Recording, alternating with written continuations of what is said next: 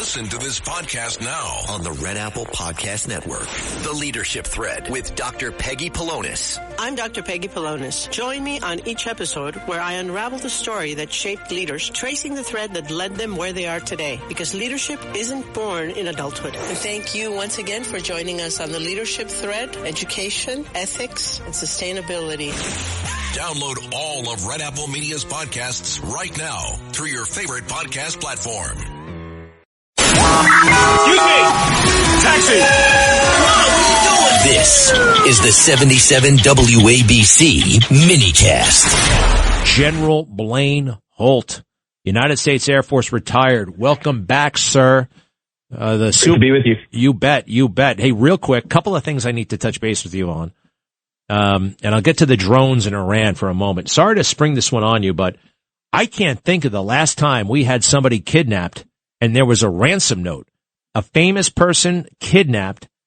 I can't think of anything other than John Paul Getty and maybe Charles, the Lindbergh baby. Can you? No, there was the Hearst case, Patty Hearst, if you recall that, and then Stockholm Syndrome took over. But this is not what we typically see today, is it? No, and I'm very worried here. One thing I want to tell people: the FBI profilers. Have you ever heard of the FBI profilers?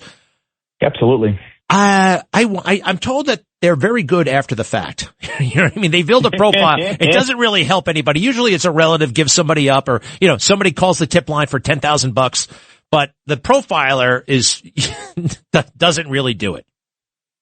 Yeah, no. And remote viewers, they're hit or miss too. So those types of things are kind of in the woo-woo category, but they're not, they haven't been especially helpful. All right, real quick. Iran. I understand we just shot down a drone of Iran that got too close to one of our ships. Mm-hmm. Is that a big deal or a little deal? Sometimes I've heard about these things and it's breaking news and it's the biggest deal, and other times it's not so big a deal. What is it this time?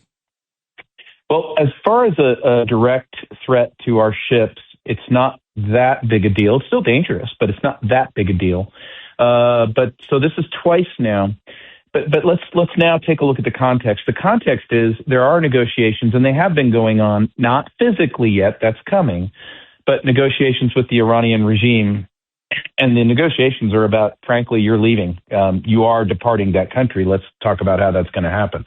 But in those negotiations, would it make any damn sense at all that they would launch 2 potential attacks on our ships? No, it doesn't. So what could we draw off of that? This will sound a little speculative, but I think I'm on pretty firm ground. Look, the IRGC, the army in Iran, knows full well that if the mullahs make for the door and go off into exiles with their boats in Monaco and their Lamborghinis, they'll be the ones left holding the bag for millions of citizens who want to execute every single last one of them.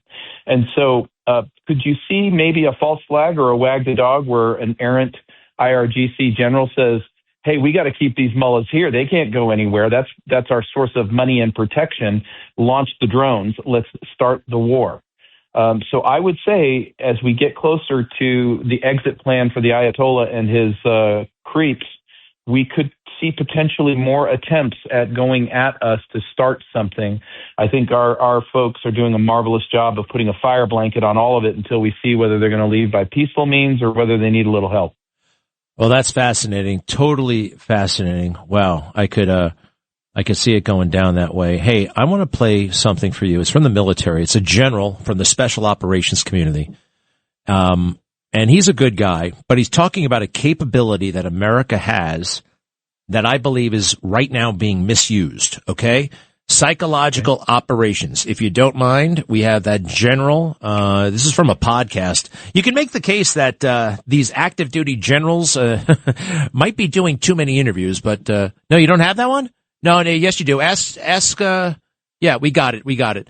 Play cut 13 first. All right. Maybe you recognize the guy's voice.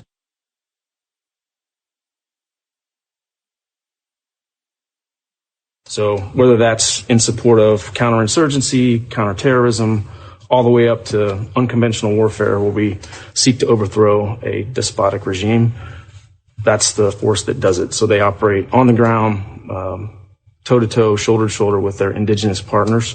All right, now that's all great. Now here's where it gets weird and kind of, whoa, they can do that?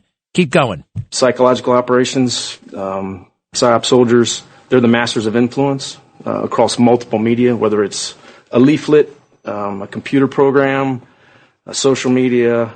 They cause our enemies and our friendly partners to change their behavior. So influencing them to do what we want. I mean, influencing them to do what we want. There are broad portions of the government right now that want President Trump opposed on all of his initiatives.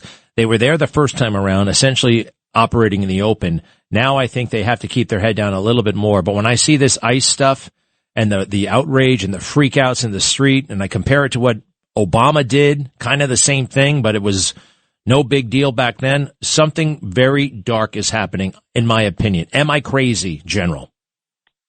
No, I'm right in alignment with you, and I'm very happy that I don't recognize that gentleman's voice. I can tell you that statements like that, taking interviews like that for somebody who's on active duty with clearances and access is reprehensible. It's ridiculous. You don't put out our tactics, techniques, and procedures. But now that he's done that and the cat's out of the bag, how are you so sure that these tools are not being used against us right here at home by our very own deep state that would like to see the president in irons, and they proved it? You know, it's interesting. I think we have the military has a public affairs component. They got a public affairs school. In fact, Vice President Vance went to it. Dinfos. I went to it as a reservist for 2 weeks.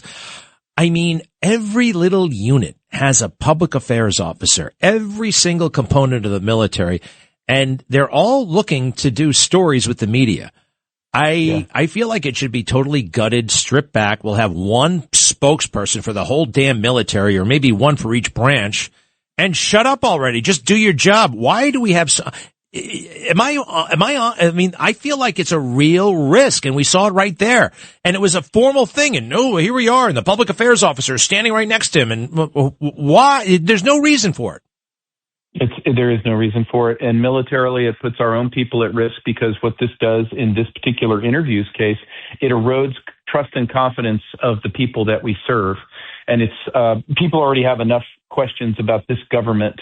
And I don't mean the admin. I'm talking about the whole swamp on both sides of the aisle. And when you put out this type of stuff, everybody now naturally asks the questions, well, how do I know you're not doing that stuff to me?